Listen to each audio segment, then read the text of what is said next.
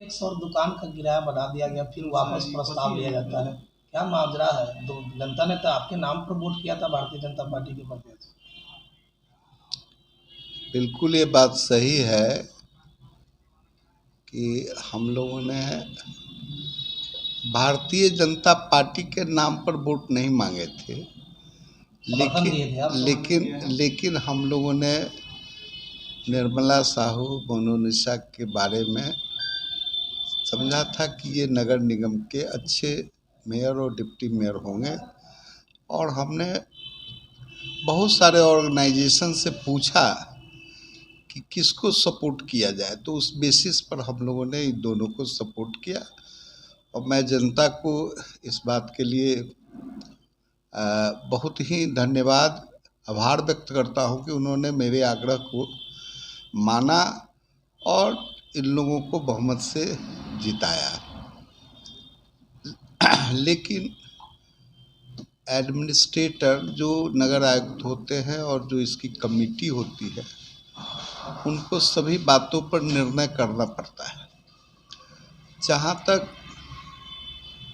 जो टैक्स बढ़ाने की बात है, हाउसिंग टैक्स, इसमें पटना से मुजफ्फरपुर का ज़्यादा टैक्स है। ये बिल्कुल अनुचित है। पटना से मुजफ्फरपुर का टैक्स, चूँकि अगर बिहार लेवल पर पटना मेट्रोपॉलिटन सिटी नंबर 1 में है, तो भागलपुर, मुजफ्फरपुर या आरा, ये सब नंबर 2 में, नंबर 3 में आते हैं। तो इसके टैक्स उस रेशियो से जो मूल्यांकन करने का जो ब्यौरा दिया गया है वो ठीक नहीं लग रहा है, उसको कम होना चाहिए पटना से। यहाँ दूसरी चीज़ ये है कि अभी विभाग को आधा होल्डिंग नंबर का टैक्स ही अभी तक नहीं आ रहा है।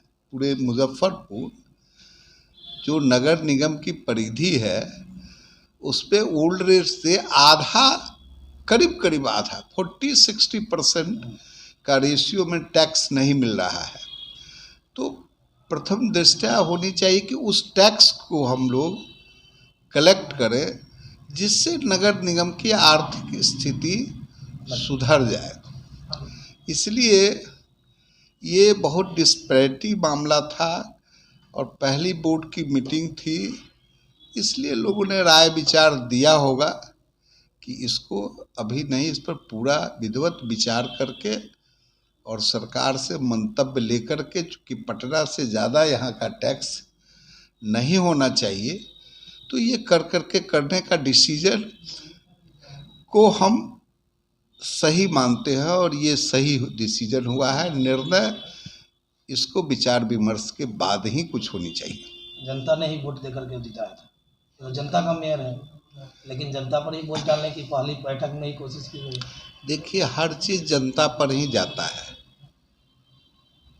आज नगर निगम को और स्मार्ट सिटी को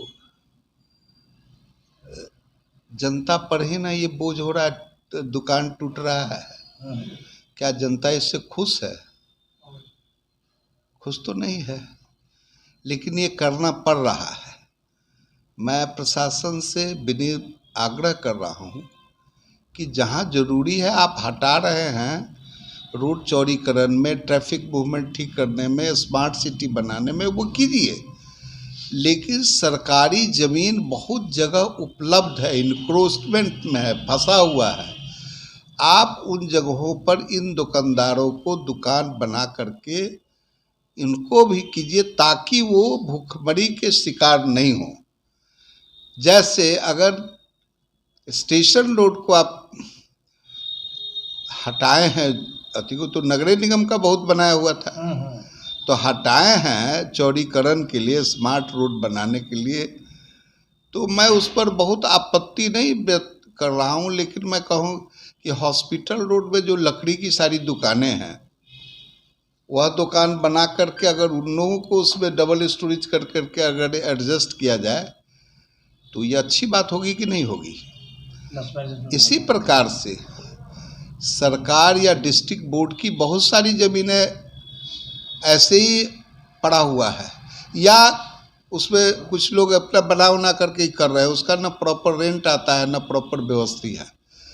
उस जगह पे जो दुकानदार हैं, उस दुकानदार के कंसेंट से उनको भी उसमें बसाया जाए और बिल्डिंग उसमें मल्टी स्टोरेज बना करके शहर के जो दुकानदार भाई हैं उनको उसमें व्यवस्थित रूप से किया जाए। फल का मार्केट है, आपको ये यहाँ स्टेडियम जो ये के पास, तो क्या वो दुकान जो खाली पड़ी हुई है उसमें और बना करके रेड क्रॉस वाले बिल्डिंग में वहाँ फल का बड़ा दुकानदार बन सकता है कि नहीं बन सकता है? घिरनी पोखर के चारों तरफ डबल स्टोरेज वेंडिंग जोन बना करके सब्जी मार्केट बन सकता है कि नहीं बन सकता है? ये सारा चीज़ के लिए स्मार्ट सिटी के अंदर ये सब प्रोविज़न का स्कोप दिया हुआ है। पीपी मोड पर भी बनाया जा सकता है, सरकार बना सकती है। इस पर काम सही ढंग से अभी तक नहीं हुआ है, इसलिए ये प्रॉब्लम उठा है।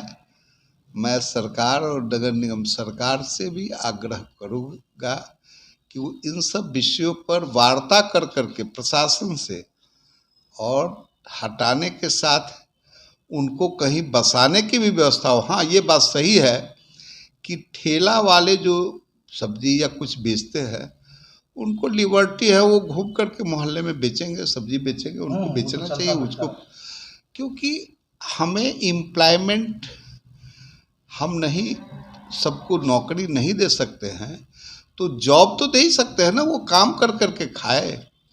इस व्यवस्था को सरकार नरेंद्र भाई मोदी की सरकार चाहती है। जिसको घर नहीं है उसका ज़मीन शहर में ले करके उसका मल्टी स्टोरेज बना करके हाउस फॉर ऑल उसको घर देना चाहिए। तो ये काम पूरा पेंडिंग हुआ है 5 साल से, अब काम हो रहा है जल्दीबाजी पे, तो इसका एक्शन हो रहा है। सरकार अभी आई है, इनको हम लोग भी आग्रह कर रहे हैं कि विधिवत सब चीज़ देख करके और ये काम कराइए, ताकि जनता को परेशानी नहीं हो और सुंदर शहर बनने में जनता का आप सहयोग आपको पूर्णतः मिले। ऐसा वातावरण बनाइए कि जनता ही अपने आपको साथ दे और जनता आपको करे, ऐसी वातावरण बनाने की आवश्यकता है। लग तो नहीं रहा है जिस तरह से पहली बैठक में प्रस्ताव अभी भाई, अभी तो जुम्मे 8 अभी कै रोज हुआ है, अभी उसको समझने में ही अभी ये सब होगा तो एडवाइस होगा, उसमें सरकार की नीतिगत विचार होगा, हम लोग भी उसमें सहयोग विचार के द्वारा देंगे तो होगा। प्रस्ताव लाने से पहले विचार विमर्श नहीं किया गया? देखिए, प्रस्ताव तो ये पहले का पेंडिंग प्रस्ताव को लाया गया था, लेकिन नगर सरकार जो बनी है उसने इस पर समझने बुझने के लिए इसको रोक दिया। आगे वो अपना विचार के करेगी। इस शो के प्रायोजक है मां भवानी डेकोर प्राइवेट लिमिटेड, मतलब a complete floor solution, new 0 mile Dadar road, Muzaffarpur.